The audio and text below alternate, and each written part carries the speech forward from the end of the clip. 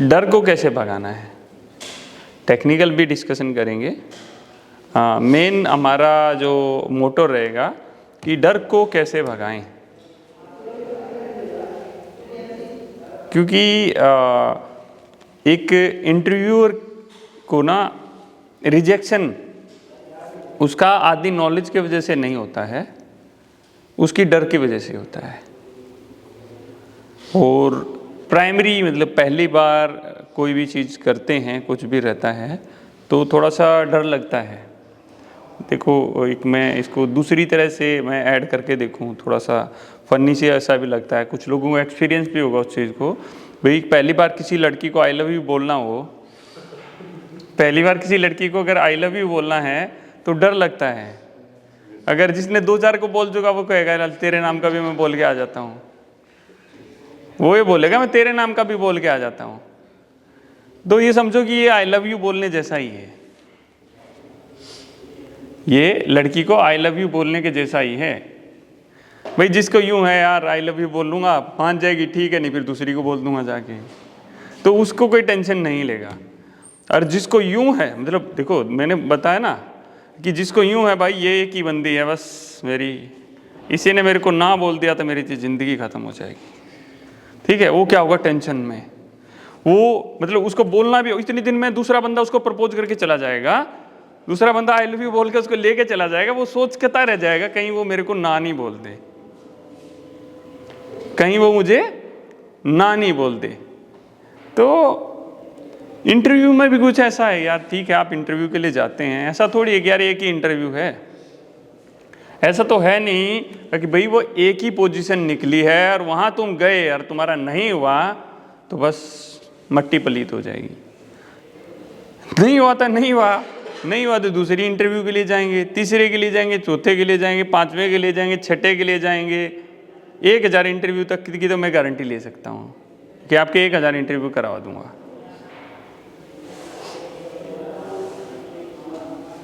तो ये माइंड से डर निकाल दो कि यार क्या है, इंटरव्यूअर के सामने आपको किस तरह जाना है कि भाई मैं जा रहा हूँ आज वहाँ से ना, देखता हूँ क्या पूछा जाता है क्या है, आज थोड़ा सीख के आऊँगा, आज मुझे जॉब नहीं करनी है, आज मैं देख के आता हूँ इंटरव्यू कैसे दिया जाता है, क्या होता है। आज मैं इंटरव्यू देने जाता हूँ और ये सीख के आता हूँ, जैसे मैंने स्टार्टिंग में प्लास पकड़ना सीखा था, पहला वायर डालना सीखा था, पहले मोटर को चेक करना सीखा था, उसी तरह मैं जाता हूँ और इंटरव्यू में क्या पूछा जाता है, कैसा होता है इंटरव्यू, आज मैं देख के आता हूँ। मुझे जॉब नहीं करनी, अभी 2-4-5 दिन ना मैं इंटरव्यू का टेस्ट लेके आता हूँ कि इंटरव्यू में क्या होगा। तो इस पॉइंट ऑफ व्यू से जाएंगे तो कॉन्फिडेंस आपके अंदर कुछ डिफरेंट होगा, कॉन्फिडेंस कुछ डिफरेंट होगा। डर है, डर कम लगेगा, डर कम लगेगा। तो ये सारी चीज़ों से थोड़ा सा दूर रहना है कि यार मेरे तो होगा ही नहीं यार, मतलब वो अगर वन गर्लफ्रेंड वाला छोड़ दो, इधर बहुत सिस्टम है भाई, ठीक है। तो सबसे पहली चीज़, अगर आप होपलेस हो जाएंगे ना तो समझो कि आपका होना मुश्किल है। होपलेस हो गए, बंदा पूछेगा कुछ, माइंड में कुछ और चल रहा होगा, मतलब माइंड को फ्री रखना है उस दौरान, माइंड को बिजी नहीं रखना है, माइंड को फ्री रखना है। हाँ भाई ठीक है पूछते हैं, हाँ सर पूछो सर क्या पूछना है, ये नहीं यार क्या पूछेगा यार, उधर धड़कनें हमारी बढ़ी हुई हैं, पता नहीं क्या होगा आज, तो पता नहीं लेगा कि नहीं लेगा, भाड़ में जाए लेगा नहीं लेगा, मैं लेने के लिए तो आया ही नहीं हूँ। मैं आज यहाँ पर आप लोगों को क्या करना है ना, जॉब लेने नहीं जाना है, इंटरव्यू में क्या पूछा जाता है क्या होता है वो सिर्फ जानने जाना है। पहले 5 इंटरव्यू आप लोगों को इस तरह से देने हैं, जॉब के लिए नहीं देने हैं आप लोगों को, हो जाएगा तो वेल एंड गुड है। 5 इंटरव्यू में आपको सीखना है, 5 इंटरव्यू में आप लोगों को सीखना है। तो होपलेस होने से क्या होता है, चेहरे के ऊपर एक एक्सप्रेशन आ जाता है। अगर आप डरे हुए हैं ना, ये इंटरव्यू को कैसे पता लगा मैं डरा हुआ हूँ, आपके चेहरे पे एक एक्सप्रेशन आ जाता है। और जब हम आंसर करते हैं ना तो हमारी जो टंग होती है वो भी कुछ एक्सप्रेशन देती है। हमारा फेस भी एक्सप्रेशन देता है, हमारी आईज भी एक्सप्रेशन देती हैं, और हमारी टंग भी एक्सप्रेशन देती है। मैं तो बहुत इजीली पहचान लेता हूँ 95% भी, ठीक 5% लोगों को पहचानना थोड़ा मुश्किल होता है, बट 95% लोगों को उनके एक्सप्रेशन से, उनकी बात करने से, उनके आई कांटेक्ट से मैं पहचान लेता हूँ ये होपलेस है या नहीं है, इसको कुछ आता है या नहीं है। तो ये होपलेस सबसे नेगेटिव चीज़ है, जो डरना है ना सबसे नेगेटिव चीज़ है। तो आपको इंटरव्यू के पास ये नहीं सोच के जाना है, जो मैं अभी तीसरी बार रिपीट कर रहा हूँ कि यार मेरा तो यही नहीं हुआ तो बस कुछ ख़त्म हो जाएगा। कुछ नहीं है दोस्त। एक दिन अगर बाद आपका सिलेक्शन हो जाएगा, अगर 5 दिन भी बाद सिलेक्शन हो गया तो भूखा थोड़ी मर रहा है यार कोई, है भूखा थोड़ी मर रहा है। बट मैं आप लोगों को बोल रहा हूँ, जो बोलता हूँ ना 100%, तो 100% मिलेगी जॉब, क्योंकि मैंने आप लोगों को ना वो पढ़ाया उसी तरीके से है कि 100% के हिसाब से पढ़ाया है। मार्केट के अंदर जो लोग हैं उनसे कहीं ज़्यादा चीज़ें आप लोगों को पता है। इवन मैं आप लोगों को अगर 50% जो सुपरवाइजर भी है ना आज के दिन साइट के ऊपर, उनसे भी ज़्यादा नॉलेज है आपको, 50% सुपरवाइजर से भी। 80% जो टेक्निकल वाले हैं ना, उनसे कहीं ज़्यादा नॉलेज है आप लोगों को। और मेरे को इस बात का पता है। कैसे पता है मेरे को इस बात का? मैंने 15 साल यार यही चीज़ें देखी हैं। मैंने 15 साल यही चीज़ें देखी हैं। जितना आप लोग बताते हैं ना, इतना कोई बता देता था, मैं ठीक है यार, मतलब वो मेरे सिलेक्शन वाली कैटेगरी में आ जाता था। और कोई से वो बेटर आ गया तो फिर ठीक है यार, दूसरे को ले लो। आप लोगों ने सिर्फ सीखा नहीं है, हाथ से करके भी देखा है, हाथ से करके भी देखा है, तो वो कंसर्न नहीं है। जो भी लग जाए उसके बाद भी डरने वाला कोई कुछ नहीं है कि भाई डरना है। क्या होता है डर? वही डर के आगे जीत है। डेफिनेटली सही वर्ड है। तो इस तरह करके थोड़ा सा आप लोगों को देखना है, समझना है। तो ये सोच के जाओगे ना यार, अरे भाई मेरा तो होना चाहिए, तो होपलेस हो जाओगे। 5 इंटरव्यू देने को तो वो डरना उतना कम होता चला जाएगा। तो किस आई लव यू किस ने बोल रखा है अभी तक? हैं? आई लव यू किस ने बोल रखा है? तो गलत रखा है, ठीक है। तो मतलब पहली बार में डर लगता है ना? पहली बार तो सर रिजेक्शन ही हुई थी, उसके बाद एक्सेप्टेंस। अरे भाई इसको मत दिखा यार, ऐसे नहीं दिखाना है यार। नहीं कोई नहीं, काट देंगे तुझे, काट देंगे। इसके चेहरे को ना धुंधला सा कर देना। नहीं यार देखो, है स्मार्ट बंदा है, गर्लफ्रेंड होगी क्यों नहीं होगी। और ये तो चुप बैठे हैं कौन सा ऐसे ही, हैं? ये भी 1-2 इंटरव्यू तो दे के आए हुए हैं, तो बेशक फेल हो गया हो 1-2 तो कुछ नहीं कह सकते उसमें, हैं? तो टेंशन नहीं लेनी यार। देखो टेंशन 1000 भी आदमी को कहना इसको शुगर होगी, बीपी हो गया, ये हो गया, वो हो गया, तो आदि उसकी टेंशन है। फालतू का सोचना है, अननेसेसरी सोचना है। सोचना पॉजिटिव सोचो यार। हाँ ठीक है, जो फेल हुआ उसको खुश होना चाहिए। फेल हुआ है जो इंटरव्यू में, उसको खुश होना चाहिए। ठीक है, कुछ सीख के आया हूँ आज, 4 चीज़ें जान के आया हूँ, 4 लोगों से मिलोगे तो कुछ ना कुछ ऐड ऑन करके आए, वहाँ पर कुछ लॉस नहीं करके आए हो, तो सैड होने वाली क्या चीज़ है उसमें? अगर कोई इंटरव्यू गया, इंटरव्यूअर ने बोल दिया यार आज नहीं हो पाएगा, तो तुम्हें रास्ता तो पता लग गया कहाँ कौन सी बिल्डिंग है, कुछ तो सीख के आए हो ना। Think positive. नेगेटिव सोचने से तो नेगेटिविटी आएगी। Think positive.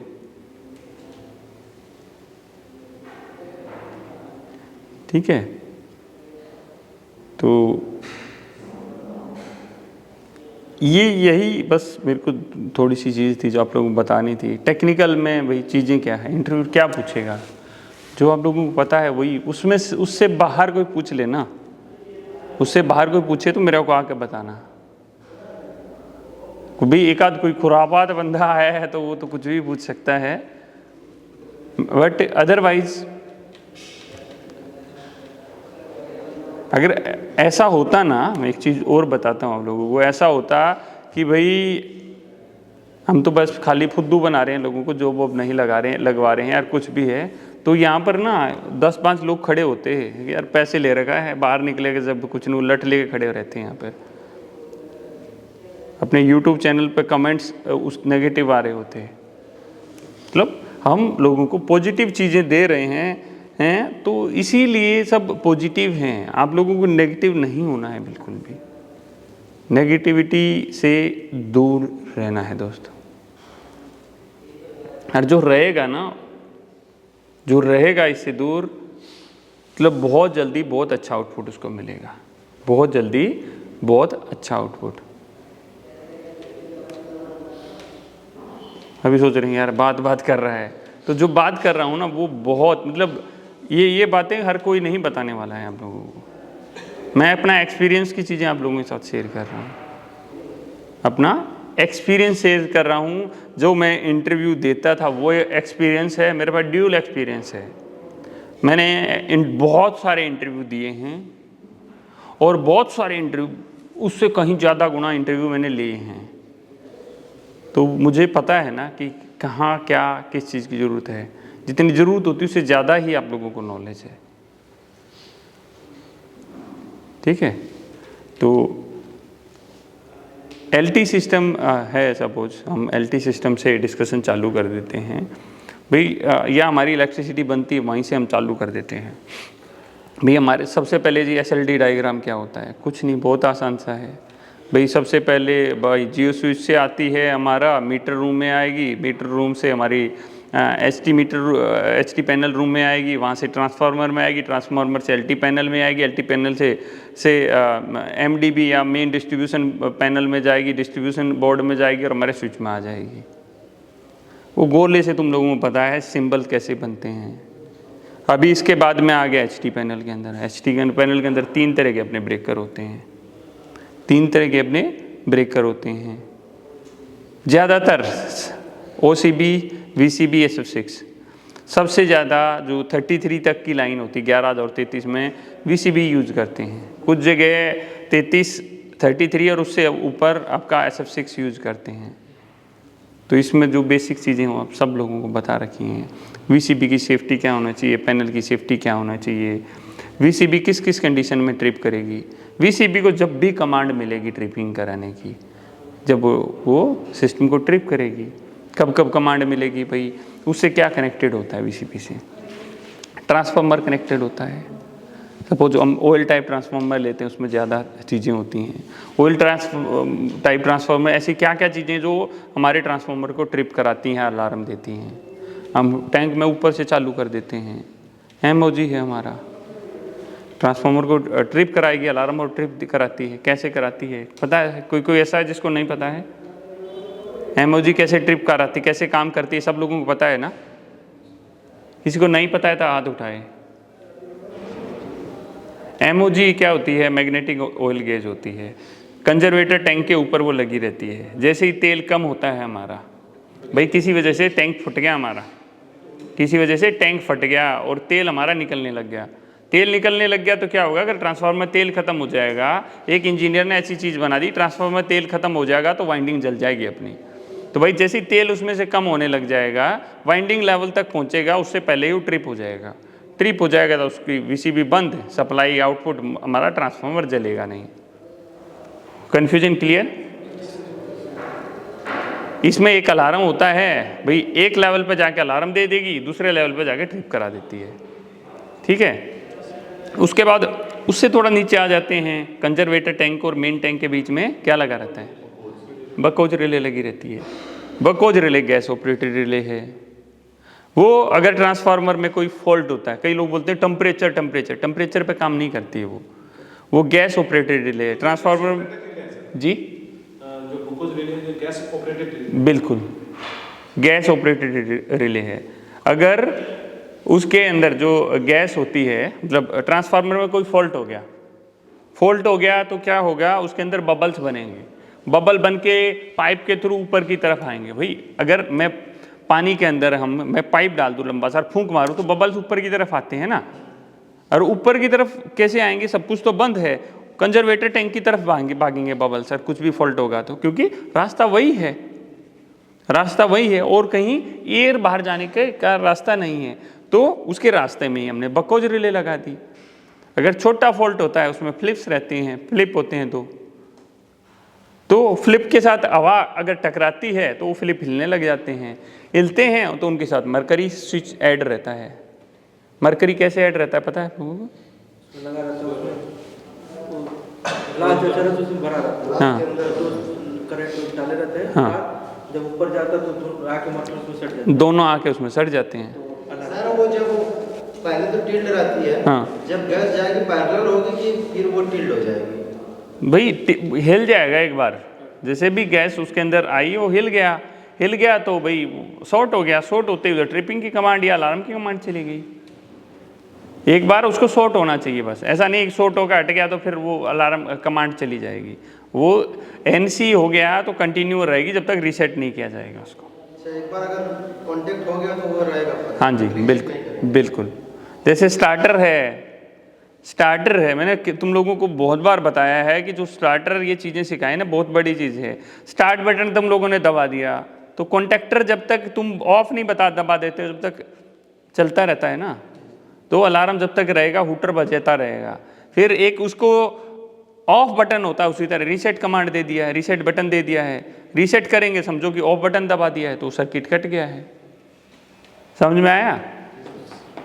अभी दो सेफ्टी ये होगी हैं, उससे और थोड़ा सा नीचे आ जाते हैं। WTI OTI होती है, winding temperature, oil temperature. Winding का टेम्परेचर हमेशा ज़्यादा होता है ऑयल से, क्योंकि वाइंडिंग ही गर्म होगी जो इसको ऑयल करेगी ना, तो कई लोग उसको ऑयल का टेम्परेचर ज़्यादा बताने लग जाते हैं, तो वो थोड़ा ध्यान रखना है। ठीक है, 4 सेफ्टी अपनी होगी जो सीधा अपने सिस्टम को ट्रिप कराती हैं। ठीक है, अदर सेफ्टियाँ क्या क्या होती हैं भाई? एक्सप्लोजन वेंट होता है, वो उसकी सेफ्टी है। हमारा जो सिल्का जल है उसको भी एक तरह से सेफ्टी, वैसे इतनी 5 सेफ्टी बता दी, दैट इज सफिशिएंट। सर सिल्का जो ब्लू रंग का होता है। हाँ जी, ठीक है, जब कलर चेंज होता था पिंक हो जाती है वो। तो इतना ही ट्रांसफार्मर के अंदर। LT पैनल में आ जाओ, ST से LT अपनी होके आ गई है। कौन सा ऑयल यूज़ करते हैं? वो हाँ, मिनरल ऑयल यूज़ करते हैं। डिहाइड्रेशन क्यों करते हैं? उसके अंदर मॉइस्चर आ जाता है, धूल मिट्टी आ जाती है, उसको जलाने के लिए एक मशीन का यूज़ करते हैं, जो उसमें से 2 पाइप लगते हैं, एक नीचे लगता है एक ऊपर लगता है। नीचे से एक मोटर ने तेल खींचा, वो एक चैम्बर में गया, चैम्बर में हीटर लगे रहते हैं, वो ऑयल को हीट करते हैं। उससे अगले चैम्बर में वो लगे रहते हैं, फिल्टर लगे रहते हैं, जो उसमें धूल के कण होते हैं उनको फिल्टर कर देते हैं। एक चैम्बर होता है जिसमें वैक्यूम होता है, तो उसमें जो जैसे स्पार्क होता है, कुछ होता है, तो गैसेस घुल जाती हैं, तो उसको भी अलग करने का एक सिस्टम होता है उसके अंदर। फिर उसके बाद वापस आ जाएंगे, ऐसे सर्कुलेट होता रहता है। 40 kV तक उसकी जो BDV टेस्ट हो वो होना चाहिए, कुछ अपनी नॉर्मल लाइन के अंदर 33 तक 40 kV तक है तो ठीक है। BDV टेस्ट में ब्रेक डाउन वोल्टेज, उसमें बीकर के अंदर तेल भरते हैं, 2 कॉन्टैक्ट होते हैं, दूर होते हैं दोनों। पीछे जैसे इधर की साइड से हमने उसको सप्लाई दे दी, वोल्टेज बढ़ाते रहेंगे, जिस पॉइंट पे उनके बीच में स्पार्क हो जाएगा वो पॉइंट उसका ब्रेकडाउन वोल्टेज हो गया। केवी में नहीं होता है, केवी में होता है वो, क्या? BDV टेस्ट अच्छा हाँ, केवी में होता है वो। अभी क्या है, LT में आ गए हम।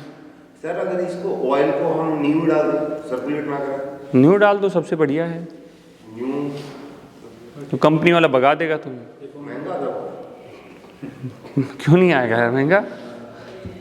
कंपनी वाला भगा देगा तुम्हें जिस दिन ये बोला।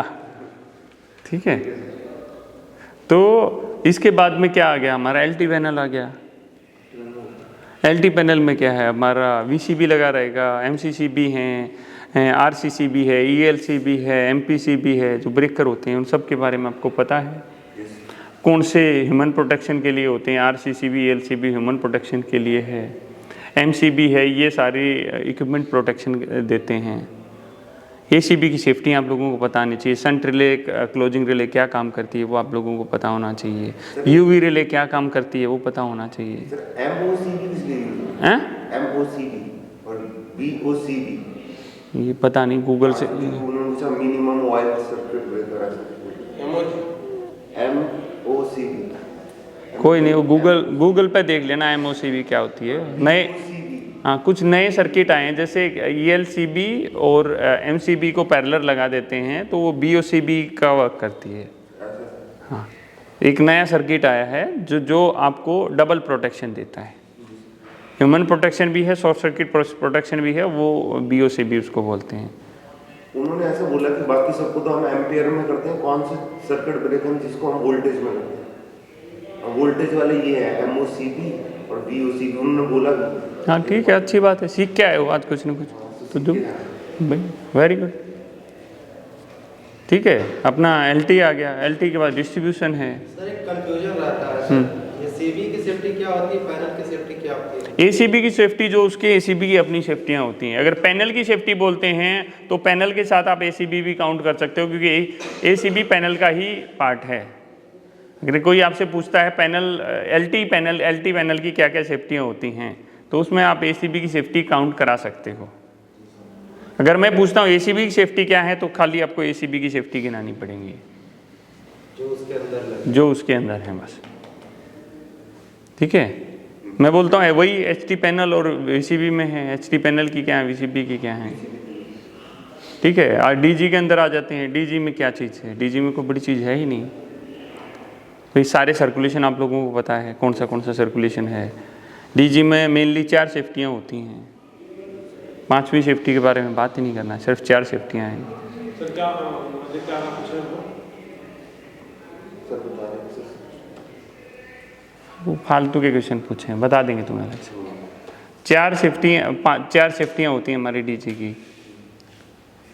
आपका है ओवर स्पीड हो गया, आपका लो ल्यूब ऑयल प्रेशर हो गया, हाई वाटर टेम्परेचर हो गया, लो कूलेंट लेवल हो गया। 4 सेफ्टी हैं, 5वीं से बस। ये सेफ्टियाँ क्या क्या होती हैं, क्या क्या पैरामीटर इसके होते हैं, मतलब कितने पे ट्रिप करेगा, वो आप लोगों को पता होना चाहिए। बहुत छोटी छोटी चीज़ें हैं यार। ट्रबल शूटिंग पता होनी चाहिए। ट्रबल शूटिंग क्या होती है ऑलरेडी मैं बता चुका हूँ आप लोगों को। ट्रबल शूटिंग मतलब भाई कोई भी चीज़ चल नहीं रही है, उसको चलाना है हमें। भाई कॉन्टैक्टर आपने बनाया, एक ड्यूल कॉन्टैक्टर बनाया, या आपके यहाँ फ़ोन आता है भाई मोटर नहीं चल रही है, तो मोटर नहीं चल रही है तो मोटर को पूरा चेक करेंगे क्या है, MCB में खराबी है या कॉन्टैक्टर में खराबी है या मोटर में खराबी है। That is called trouble shooting. आपने चेक कर लिया, हाँ ये है। आपने देखा इसमें तो जो ओवरलोड रिलेटेड ट्रिप हो रखी थी, बस आपने फाइंड कर लिया, ट्रबल शूटिंग कर लिया आपने। अरे सर MCB गिरी है, ट्रबल शूट फाइंड कर लिया। सर इसमें से एक लूप हट गया था या कॉन्टैक्टर जल गया है, ट्रबल शूट फाइंड कर लिया। मोटर जल गई, ट्रबल शूट फाइंड कर लिया। तो दैट इज ट्रबल शूटिंग। तो कुछ है क्या इसके अंदर यार? गिनी चुनी चीज़ें हैं, 4 लाइन के ऊपर गिनी चुनी चीज़ें हैं बस। ये सारी चीज़ें आप कॉन्फिडेंस के साथ बोलिए किस के माई के लाल में है, आपको रिजेक्ट करेगा।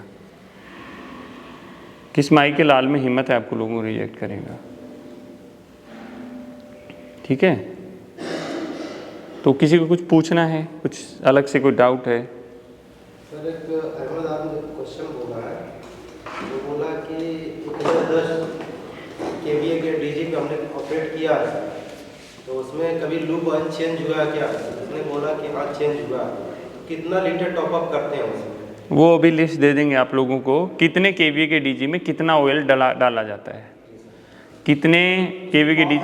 मल्टीप्लाई करेंगे 0.8 से, नहीं डिवाइडेड 4 कर देंगे, हो जाएगा सर। वो मल्टीप्लाई करके डिवाइड कर देंगे तो आ जाएगा, हो सकता है सर इसका लॉजिक। जैसे 500 kVA का 500 kVA का डीजे जनरेटर है, मैंने यूट्यूब पे देखा था, उसमें पावर फैक्टर से 0.8 से गुणा कर देता है, पावर फैक्टर से कितना डिवाइडेड बाय 4 कर देता है। कितना आ जाएगा? 500 kVA कितना? ये 400 हो गया, डिवाइडेड बाय 4 कर देंगे 100 लीटर 1 घंटा में। दूसरी चीज़ 1 घंटा में क्या मतलब है, वो तो कुछ और बता रहा है ना। 6 महीने में डालते हैं देखो 6 महीने तो उसको भाई ये लीटर में हुआ किसमें हुआ?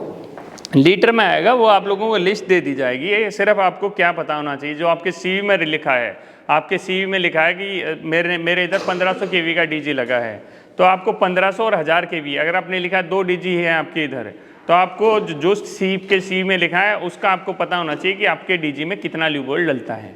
वो लिस्ट आपको यहाँ से मिल जाएगी। ठीक है, सचिन सर दे देंगे आप लोगों को। एक क्वेश्चन और है सर, डीजी को हमेशा लोड पे मतलब बंद करेंगे तो एकदम से बंद क्यों नहीं करेंगे? आप लोगों की जो क्लासेज हुई है उसमें मैंने ये मतलब पॉइंट आप लोगों को क्लियर किया है। किसी को पता है? जैसे क्या होता है कि टर्बो चार्जर हमारा उस बहुत ज़्यादा आरपीएम पर घूमता है, सभी लोगों को पता है। तो टर्बो चार्जर में जो ल्यूब्रिकेशन होता है वो डीजी के थ्रू ही होता है, मतलब जो आपका ल्यूबल सिस्टम होता है उसी के थ्रू उसको ल्यूब्रिकेंट करते हैं। इतनी हाई स्पीड पे उसकी सॉफ्टवेयर उस पूरा सिस्टम बहुत गर्म होता है। अगर हम उसको तुरंत बंद कर देंगे तो जो हमारा टर्बो चार्जर है उसकी साफ्ट या वो ख़राब होने के चांसेस होते हैं ज़्यादा। तो पहले आपको क्या करना है, मैं कल भी आप लोगों को बता रहा था कि पहले आप अगर लाइट आपकी आ गई है, पहले आप डीजी का ब्रेकर ऑफ करेंगे, अपना ट्रांसफार्मर का ब्रेकर ऑन करेंगे, ये सारी प्रक्रिया करेंगे जिसमें 1-2 मिनट लग जाती है, और उसके बाद हम डीजी को बंद करेंगे। डीजी अगर सपोज फुल लोड पे है तो फुल आरपीएम पे वो घूमेगा। अब मैं आप लोग बताते हैं कि 80,000 से 1.5 लाख तक की उसकी स्पीड होती है, तो भैया ये कितना वेरिएंट से क्या मतलब? लोड कम है तो कम घूमेगा, लोड ज़्यादा है तो तेज़ घूमेगा। जितना प्रेशर से वो स्मोक फेंकेगा आउट उसी हिसाब से उसकी आरपीएम की स्पीड होती है। और कुछ?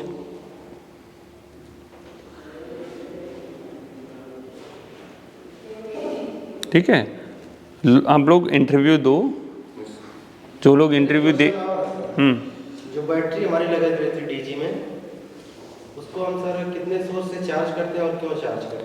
एक ही सोर्स से 2 सोर्स उसके रहते हैं। एक डायनमो जो डीजी के ऊपर लगा रहता है वो चार्ज करता है, और दूसरा हम उसमें अलग से बैटरी चार्जर लगाते हैं। वो क्यों लगाते हैं उसके पीछे रीज़न ये है कि अगर आपकी लाइट आपकी तरफ नहीं जाती है, अगर सपोज लाइट जाती नहीं है, लाइट जाएगी नहीं तो बैटरी कैसे चार्ज करेगा? आपने सेल्फ तो मार लिया, सेल्फ मारने में सपोज 30% बैटरी मेरी चली गई, बट और 5 मिनट में गया, 5 मिनट में वो 5% ही चार्ज कर पाया या 2% ही चार्ज कर पाया।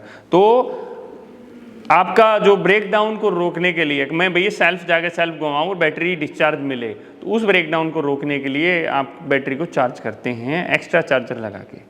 सर ऑलरेडी चार्ज होता रहता है, जो एक्स्ट्रा चार्जर होता है उससे? हाँ जी, हाँ जी, हमेशा? हाँ जी, फुल चार्ज हो जाता है, ऑटोमेटिक कट हो जाता है उसमें। अगर जहाँ पर नहीं रहता उसको सबको बोला जाता है जी चेक कर लो, जो फुल चार्ज हो जाए। डीजी ऑपरेटर की रिस्पॉन्सिबिलिटी होती है फुल चार्ज होने पे बंद कर दो, अदरवाइज ऑटोमेटिक बंद हो जाता है। 2 तरह के लगे रहते हैं। डायनामो से भी चार्ज होता है? हाँ जी, डायनामो से भी चार्ज होगा। डबल चार्ज होता है? नहीं, डबल नहीं होगा ना, डायनामो में भी कुछ लगा है कि ओवर चार्ज नहीं करेगा वो बैटरी को। अगर चालू कंडीशन में है तो हमारा डायनामो चार्ज होगा, बंद कंडीशन में है तो एक्सटर्नल बैटरी। हाँ जी, हाँ जी।